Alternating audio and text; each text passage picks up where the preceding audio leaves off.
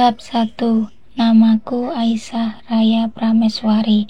Sahabat, bila hari ini hatimu luka, bila hari ini cintamu patah, bila hari ini laki-laki kau cinta memilih hidup dengan wanita lain, bila hari ini beban hidup dan sekolah anak-anakmu membuat engkau menitikkan air mata, bila hari ini kehamilanmu harus kau nikmati sendiri, dan bila hari ini engkau tidak menemukan satupun pembela, engkau tak perlu mengotori tubuh dan hatimu. Dunia belum berakhir, sahabatku. Kalian wanita-wanita yang dulu ayu, tetap harus ayu. Kalian wanita-wanita pintar dan harus tetap jadi pintar. Kalian wanita-wanita hebat dan tetap harus tegar. Sahabatku, kutunggu dirimu dalam sua di beranda rumahku. Kita akan berbincang tentang karya, agar kita berharga atau bila jarak memisahkan kita. Kutunggu engkau di sepertiga malam, dan kita akan saling menyebut nama dengan cinta. Percayalah Tuhanmu, Tuhanku, dan Tuhan kita adalah Tuhan yang satu, yang maha perkasa. Tulisan itu ditulis oleh Raya saat ia memutuskan untuk bertobat dan menjadi wanita baik-baik. Hidup memang telah melancarkan banyak ujian, bahkan cobaan yang tidak pernah berhenti. Tetapi Raya bertekad akan terus berusaha memperbaiki diri, meski kadang ia merasa sangat letih. Raya adalah potret dari hancurnya sebuah cinta dan kepercayaan terhadap cinta. Tetapi bukan lantas ia kalah dan mengalah. Ia berjuang menuntaskan seluruh kisah perih dalam hidupnya, lalu berjuang agar kisah itu tidak terulang selamanya. Namaku sekarang Aisyah Raya Prameswari, ujarnya sambil merapikan jilbab putih yang kini menjuntai di kepala sebagai penutup rambutnya. Sesekali jilbab putihnya tertiup angin, nampak lucu namun tak menghilangkan kesan ayu. Saat itu aku demikian lemah, Wit, ketika aku menyadari bahwa aku telah berada di sebuah klinik yang aku lupa namanya. Untung saja petugas jaga hotel malam itu demikian cekatan mencarikan mobil, juga membawaku ke klinik terdekat. Itu pun menempuh perjalanan sekitar 1,5 jam. Tutu, Raya menerawang. Angga, Guntur, juga Wiwin adalah orang-orang yang menemaniku saat itu. Itu pun karena mereka sedang dalam perjalanan menuju kota baru. Aku tidak ingat lagi berapa lama aku pingsan. Yang aku tahu saat itu, saat aku sadar aku telah berada di klinik tersebut. Wiwin memelukku begitu tahu aku siuman. Dia sampai terisak-isak. Ah, mereka benar-benar sahabat yang baik. Sesaat Raya menghela nafas, ada bening di pelupuk matanya. Berusaha ia tahan, namun tak urung bening itu pun mengalir meninggalkan tempat dia berdiam. Sesaat kemudian hening. Sebelum aku bertanya di mana suamiku, Guntur yang rupanya menangkap isyarat pertanyaanku memberikan secari kertas untukku. Di antara letupan-letupan dendam kisah yang ia hadirkan, surat ini mampu membuatku terus hidup. Aku merasa masih dicintai setiap aku selesai membaca surat ini. Ini suratnya, Wit, ujar Raya sambil memberikan secari kertas pada Widya. Bacalah. Sebelum membaca kami saling menatap. Surat itulah satu-satunya yang tersisa dari kisah kami. Keadaan saat itu demikian memukulku. Saat aku tahu Rian benar-benar hanya menitipkan secari surat untukku. Raya, istriku, sampai hari ini aku masih sangat mencintaimu. Terima kasih telah melayani aku sebagai suami dengan baik. Menjauhlah dari kehidupanku, Rai. Pergilah sejauh mungkin. Lahirkan anak kita di tempat yang baik. Aku sadar aku salah, dan aku semakin menjadi salah ketika aku tidak mampu berbuat apapun, bahkan sekedar untuk menyelamatkanmu.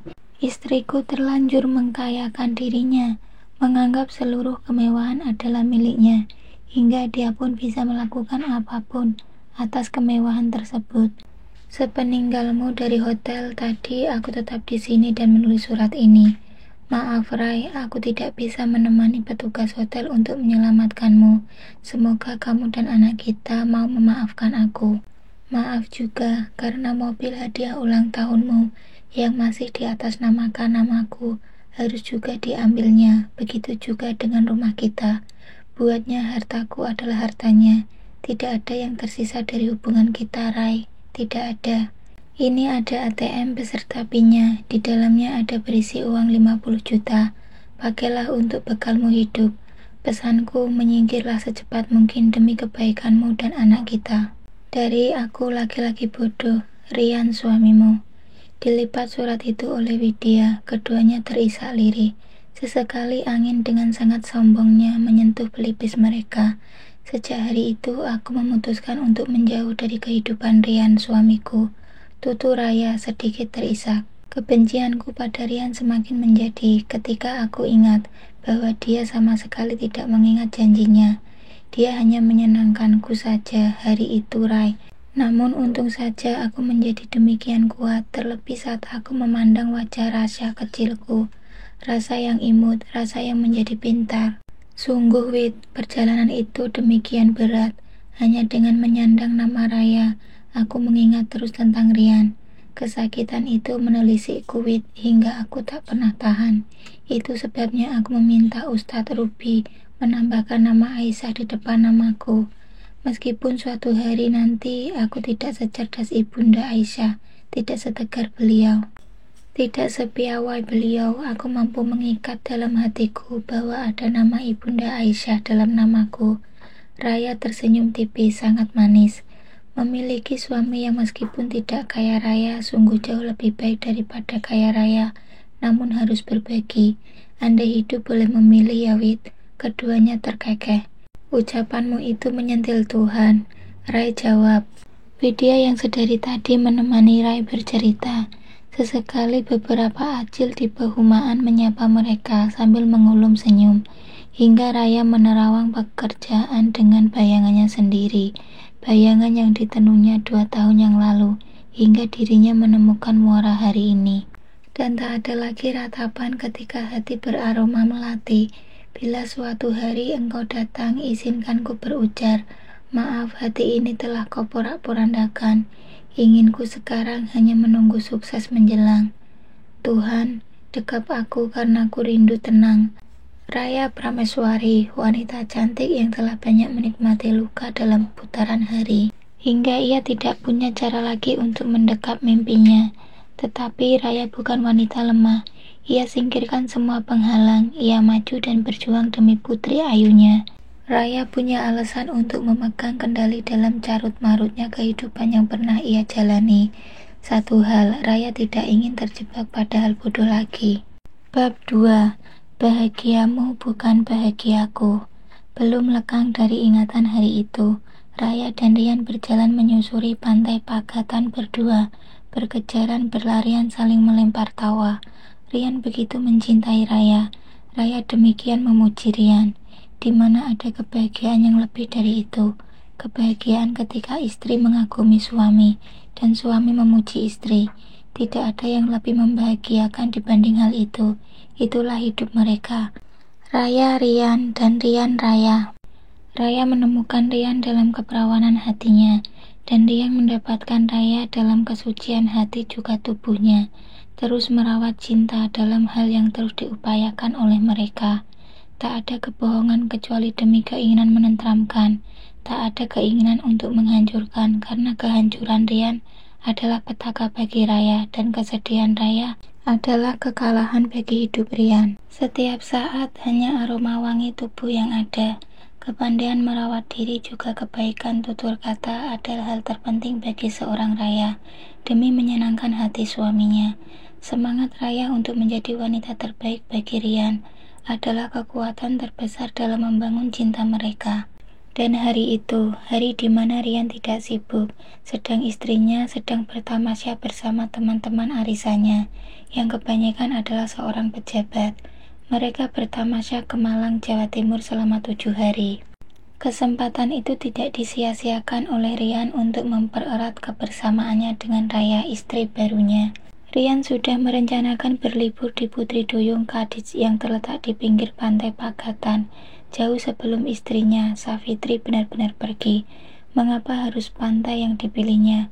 Jawabannya adalah karena Raya suka dengan pantai. Bagi Rian, memberikan apa-apa yang disukai pasangan adalah hal terus Rian usahakan. Rian memilih mengendarai travel menuju pantai Pagatan.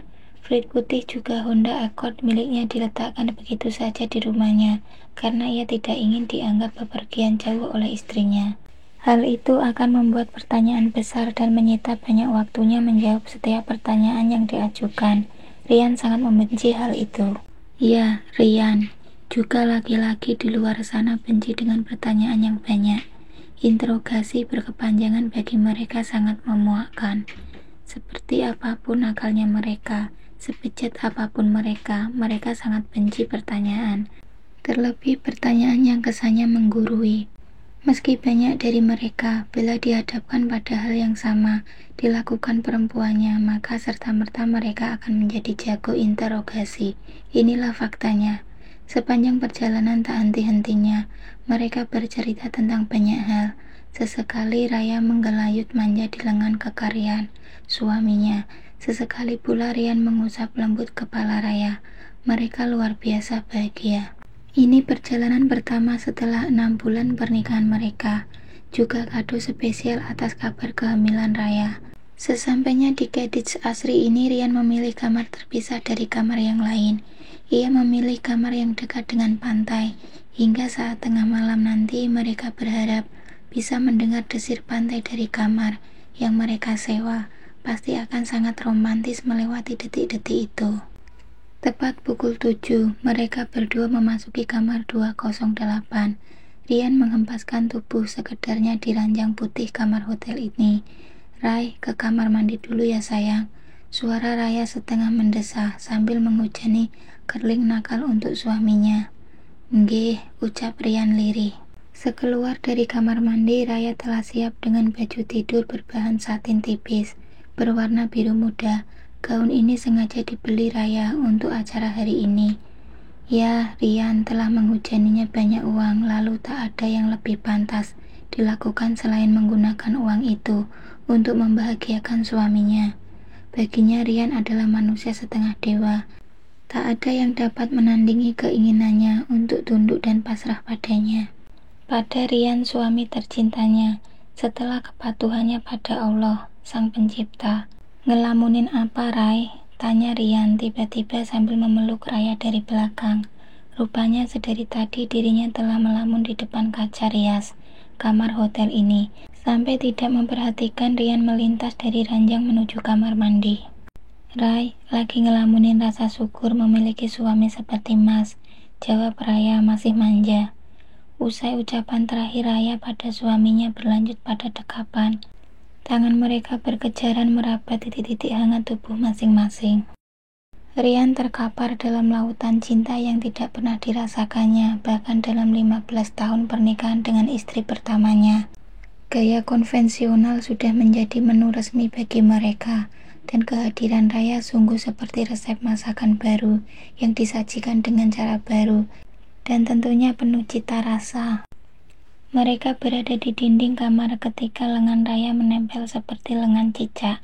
Dengan segala cinta ia diam saja diperlakukan apapun. Baginya setiap perlakuan Rian adalah keistimewaan dan keinginan membahagiakan.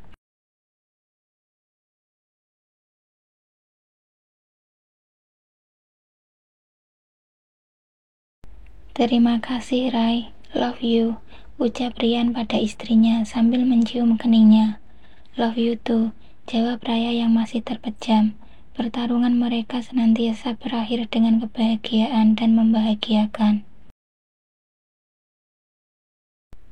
Selalu begitu, itulah puncak cinta mereka. Malu-malu angin di luar sana mencoba mengintip mereka, mencoba menyandur nyanyian kecil yang mereka ciptakan berdua. Namun selalu tak berhasil meski sangat ingin. Semua cemburu menyaksikan kebahagiaan dan kemesraan mereka. Raya dan Rian sangat menjaga rahasia mereka berdua. Tak ada seorang pun yang diizinkan tahu, terlebih tentang resep cintanya, karena mereka sama sekali tak ingin membaginya. Resep cintanya akan menjadi prasasti dalam dinasti keluarga kecil milik mereka.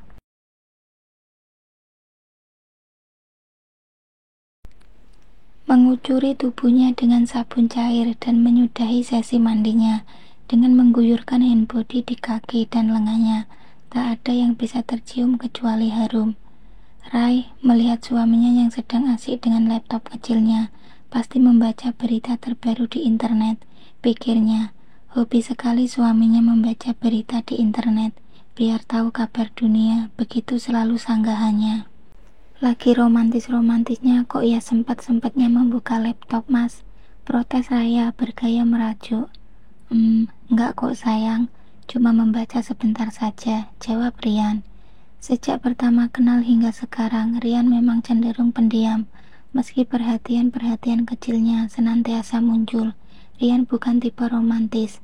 Memang, namun perjuangannya untuk membahagiakan istrinya jauh lebih romantis dari hal apapun.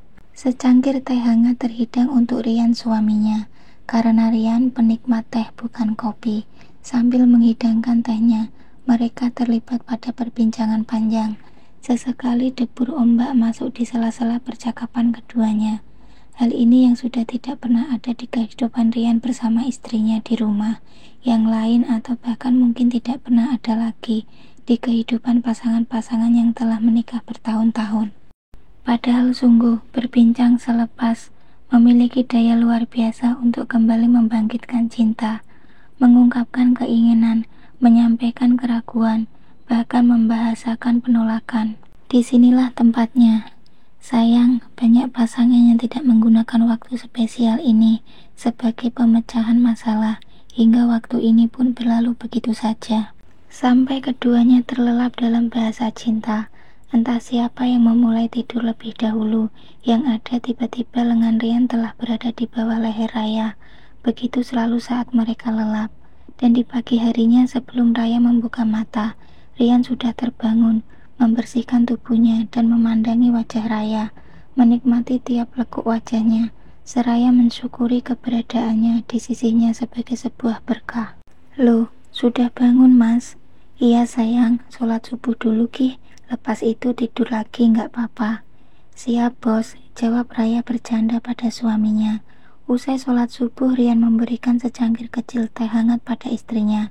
Raya meminumnya seteguk sambil melirik suaminya. Ada apa, Rai?